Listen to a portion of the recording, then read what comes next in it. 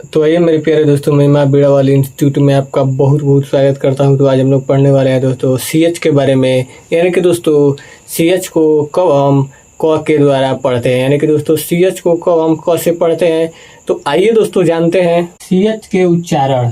तो आइए दोस्तों पढ़ते हैं कि इसके नियम कौन कौन से हैं, यानी कि कौन से समय पे सीएच को क से पढ़ा जाता है। तो आइए दोस्तों देखते हैं। तो पहला नियम है दोस्तों, जब किसी वर्ड के शुरू में सीएच के बाद एआर आए और एआर के बाद कोई वावेल आए तो सीएच को क से पढ़ते हैं। यानी कि दोस्तों किसी भी वर्ड के शुरू में अगर जो सीएच के बाद सीएच आ जाए और सीएच के तुरंत बाद एआर आए और एआर के बाद कोई वावेल आए तो सीएच को क से पढ़ते हैं। यानी कि दोस्तों आइए एग्जाम्पल के द्वारा समझते हैं। दोस्तों सबसे पहले आ गया सीएच और इसके बाद दोस्तों आ गया एआर और इसके बाद दोस्तों आ गया वावेल, यानी कि ए आ गया यानी कि वावेल है।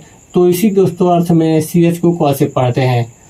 यहाँ पर भी दोस्तों सबसे पहले आ गया सीएच और इसके बाद तुरंत आ गया एआर और एआर के बाद दोस्तों आ गया आई जो वावेल है। तो इसलिए दोस्तों सीएच को क से पढ़ेंगे। अब आइए दोस्तों देखते हैं दूसरा नियम। दूसरा है दोस्तों कि जब किसी वर्ड के शुरू में सीएच के बाद आर आए तो सीएच को क से पढ़ते हैं। यानी कि दोस्तों जब किसी वर्ड के शुरू में सीएच आ जाए और सीएच के तुरंत बाद आर आए तो सीएच को क से पढ़ते हैं। जैसे एग्जांपल है दोस्तों कि क्रोमो, यानी कि दोस्तों सबसे आ गया पहले सीएच और सीएच के तुरंत बाद दोस्तों आ गया आर, तो इसको पढ़ते वक्त सीएच को क से पढ़ेंगे, यानी कि हो जाएगा दोस्तों क्रोमो।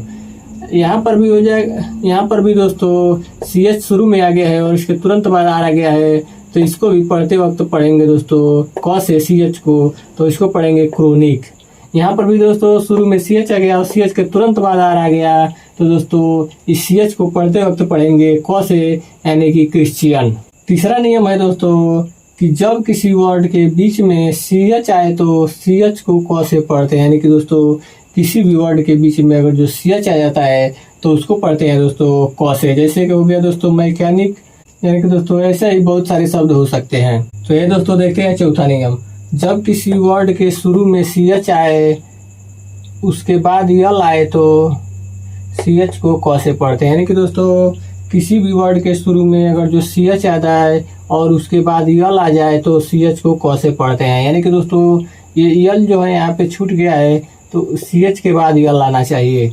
तो आइए दोस्तों एग्जाम्पल के द्वारा समझते हैं। यहाँ पर दोस्तों आ गया शुरू में सीएच और सीएच के तुरंत बाद आ गया है दोस्तों यल, यानी कि दोस्तों तो इस सीएच को पढ़ते वक्त क से पढ़ेंगे, यानी कि हो जाएगा दोस्तों क्लोराइड। आइए दोस्तों अगला देखते हैं। तो अगला है दोस्तों सीएच के बाद तुरंत यल आ गया है, तो दोस्तों इस सीएच को क से पढ़ेंगे, तो इसको पढ़ेंगे दोस्तों क्लोरोफार्म।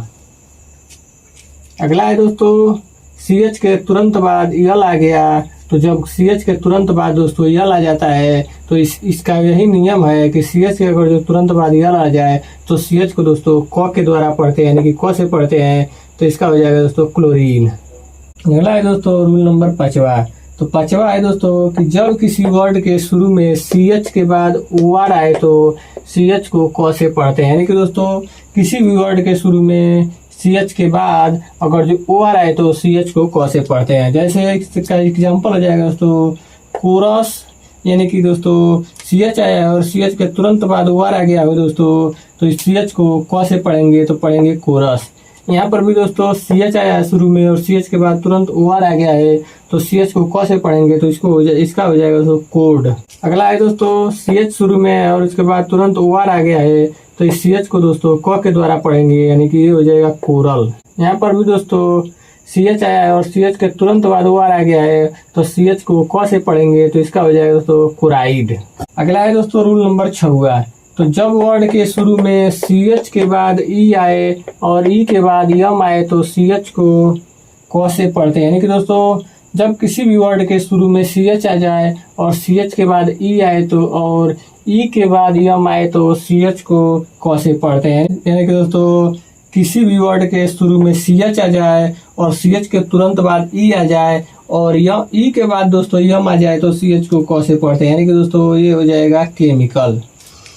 अगला है दोस्तों कि किसी भी वर्ड के शुरू में अगर जो सीएच आ जाए उसके तुरंत बाद ई आ जाए और ई के तुरंत बाद यम आ जाए दोस्तों, तो उस सीएच को क से पढ़ते हैं, यानी कि हो जाएगा दोस्तों केमिस्ट। यह है दोस्तों कि शुरू में CH आ गया और इसके तुरंत बाद दोस्तों आ गया है E और E के तुरंत बाद आ गया है दोस्तों M। तो इस CH को क से पढ़ेंगे तो इसको पढ़ेंगे केमो।